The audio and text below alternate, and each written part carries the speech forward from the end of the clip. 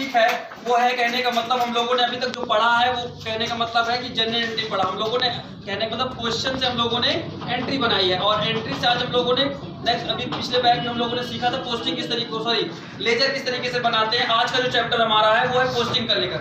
Ledger posting किस तरीके से की जाती है, लेजर पोस्टिंग कैसे करना है मैं आपको बता दूं। लेजर पोस्टिंग करते के बाद ध्यान देनी होती है आपको, जब भी आप लेजर पोस्टिंग करते हैं तो आपको ये देखना होता है कि एंट्री के अंदर जो जिसका आप लेजर बनाते हैं, जैसे आपने सर्वप्रथम किसका पोस्टिंग करेंगे, जैसे आपने किसका लेजर बनाया होगा सर्वप्रथम बताइए, कैश का आपने लेजर बनाया, तो कैश के अपोजिट जो चीजें होती है उनको छापते हुए चले जाते हैं। तो कैसे करना है, तो हम लोग स्ट्रक्चर बना के पोस्टिंग का स्ट्रक्चर बनाएंगे, उसके बाद उस हिसाब से ट्रांजेक्शन करेंगे।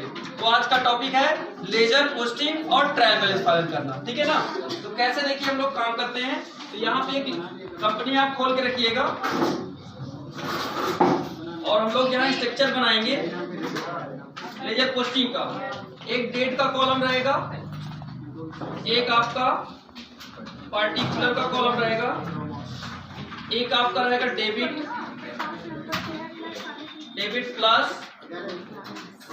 क्रेडिट माइनस का रहेगा, क्रेडिट माइनस, सॉरी यहाँ पे माइनस रहेगा, TR ऑब्लिक शेयर।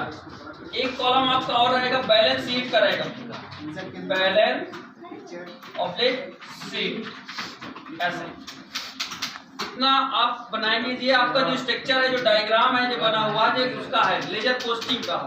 तो आप यहाँ पे लिख देंगे लेजर पोस्टिंग।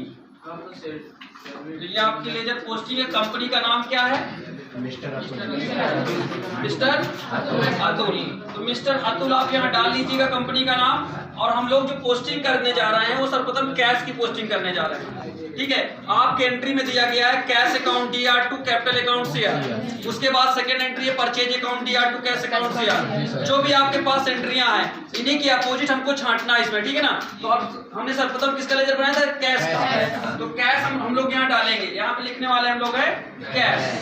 तो कैश लिखेंगे, कैश अकाउंट। हम लोग कैश की पोस्टिंग कर रहे हैं, जिसकी पोस्टिंग कर रहे होते हैं उसके विपरीत क्रम में कौन है पूरी कंपनी में, मिस्टर अतुल के अंडर में उसके अपोजिट कौन कौन है, तो उनको हमको इसमें पार्टिकुलर में छांटना होता है। तो हम सर्वप्रथम देखते हैं कि कैश के अपोजिट क्या है, कैपिटल है कि नहीं है बताइए। तो कैपिटल है तो आप यहाँ लिखेंगे कैपिटल, यहाँ पे लिखेंगे कैपिटल। अब एक बात ये भी ध्यान देनी होती है, कैपिटल का जो अमाउंट है वो CR में है कि DR में है, CR में है। तो आप इतना जान लीजिए कि CR में तो क्रेडिट साइड कितना बैलेंस है, एक मिनट 10,000। आकाश खड़े हो जाइए। आकाश आप बताओगे कि कैपिटल का बैलेंस CR में कितना है, 10,000 रुपये। बैठ जाइए। क्रेडिट साइड 10,000 रुपया क्रेडिट साइड, ठीक है। नेक्स्ट स्नेहा, आप बताएंगी क्या कैश के अपोजिट अतुल की कंपनी में और कोई पार्टी है, कौन। Purchase account DR2 cash account, तो क्या ये कैश के अपोजिट है, बिल्कुल है। तो कैश ऊपर देखिए हम लोग ये ध्यान दिया करते हैं, तो वो ऊपर जैसे देखिए परचेज अकाउंट DR, तो ये क्या होगा, कैश अकाउंट CR। तो कैश अकाउंट जब CR है तो परचेज क्या होगा, DR होगा कि नहीं होगा। तो यहाँ पे हम क्या लिखेंगे, परचेज। बैठ जाओ इसमें। अकाउंट इसका बैलेंस DR है, कितना है 3,000 रुपए। तो हम लोग यहाँ लिखेंगे 3,000 रुपए, ऐसे। सबको समझ में आ रहा है। जिसको डाउट हो मुझसे पूछ लेगा कि सर जी ये कैसे हो रहा है। हम लोग विपरीत क्रम में देखते हैं सभी पार्टियों को। यहाँ पे जब भी हम लोग पोस्टिंग करते हैं उसके अपोजिट में कौन होता है ये हमको देखना बहुत मेन टारगेट होता है। इसी को देख के चलना है। नहीं सभी की पोस्टिंग करनी है, पोस्टिंग सभी करनी है। अभी बारी बारी से हम लोग सबकी पोस्टिंग करेंगे। जैसे अभी हम कैश के अपोजिट सबको छांट रहे हैं, इस तरीके कैपिटल के अपोजिट सभी को छांटेंगे, इस तरीके परचेज के अपोजिट सभी को छांटेंगे। जितने भी लोग होंगे सबको उसके अंडर में ऐड कर लेंगे। हाँ तो उससे कोई मतलब नहीं, उससे कोई मतलब नहीं। जो पार्टिकुलर में लिखा जाएगा उससे मतलब होगा, वो चाहे DR हो चाहे CR हो, ठीक है ना। जैसे अभी हम देखते हैं, अभी मेरी बात सुनिए, हमारा कैश अकाउंट टीआर था, कैपिटल अकाउंट सीआर था। कैश अकाउंट टीआर था, कैपिटल अकाउंट सीआर था। तो हम लोगों ने क्या किया, कैश को तो वहां डाल के ही रखा है, उसके अपोजिट कैपिटल था, कैपिटल सीआर मतलब हमने क्रेडिट साइड लिख दिया। उसी तरीके अब अभी हमारा एक एंट्री और आई जिसका नाम था purchase account DR to cash account CR. तो हमारा परचेज किस में था, डीआर साइड था, तो डीआर साइड हमने लिख दिया। अब इस तरीके थर्ड एंट्री क्या होगी, पीछे से भैया खड़ा होकर बताइए क्या नाम है, नाम पहले बताइए, पूनम बताइए, एंट्री बोलिए। Cash account DR to sales account CR. तो कैश के अपोजिट क्या है, सेल्स है। बैठिए, यहाँ हम क्या लिखेंगे, सेल्स लिखेंगे। तो हम लोग यहाँ लिखने वाले हैं सेल्स अकाउंट। किस में जाएगा बैलेंस, सीआर साइड कितना है भैया, 5,000 रुपए। तो हम यहाँ लिखेंगे 5,000। समझ में आ रहा है, चलिए अगली एंट्री आप बोलो भैया, खड़े हो जाइए। फर्स्ट डे क्लास आपने नहीं अटेंड की थी, कोई बात नहीं, बैठिए।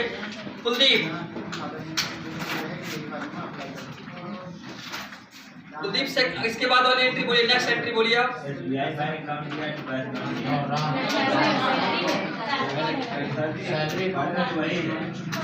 बैठिए आप सही से नहीं क्लियर कर पा रहे हैं, किसके पास है बेटा,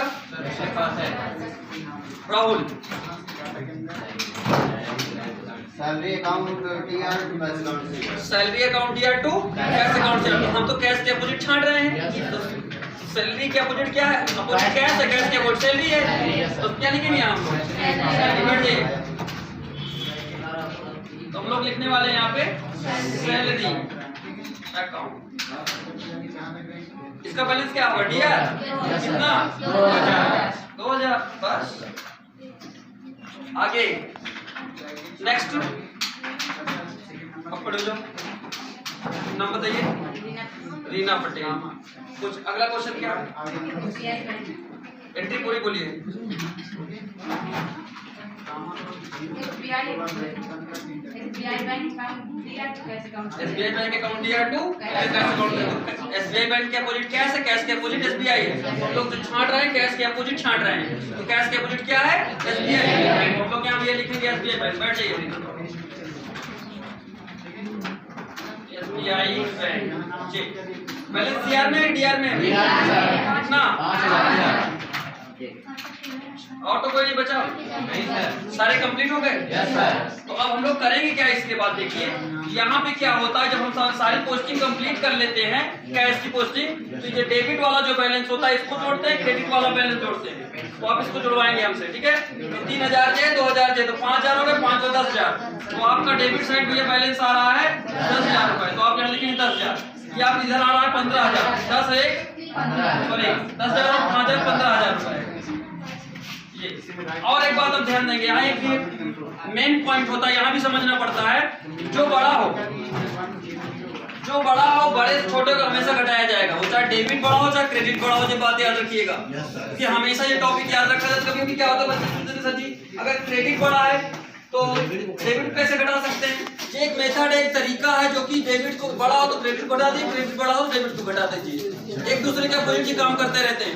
तो हमारा जो कितना है, क्रेडिट 15,000 है और डेबिट 10,000 है। तो जो बैलेंस बचेगा वो किस में बचेगा, वो क्रेडिट साइड बचेगा, यानी सीआर कितना बचेगा, 5,000। तो हमारा जो बिजनेस हुआ है वो हम लोग बड़े लॉस में चले गए, 5,000 नुकसान में चले गए। इससे हमें पता चलता है कि हमारा 5,000 का नुकसान, मतलब 5,000 क्रेडिट यानी माइनस में चले गए। अगर क्या चीज है, इक्वल आएगा तो बराबर बैलेंस होगा वहाँ पे, अगर बस जीरो आ जाएगा वहाँ बैलेंस, उस बैलेंस को मेंशन करिए तो ठीक है, ना मेंशन करिए तो ठीक है।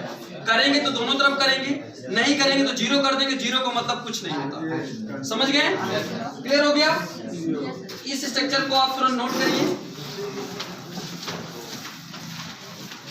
ये डेटा को, कैश की पोस्टिंग को तुरंत आप नोट करिएगा। रोक दीजिए थोड़ा सा।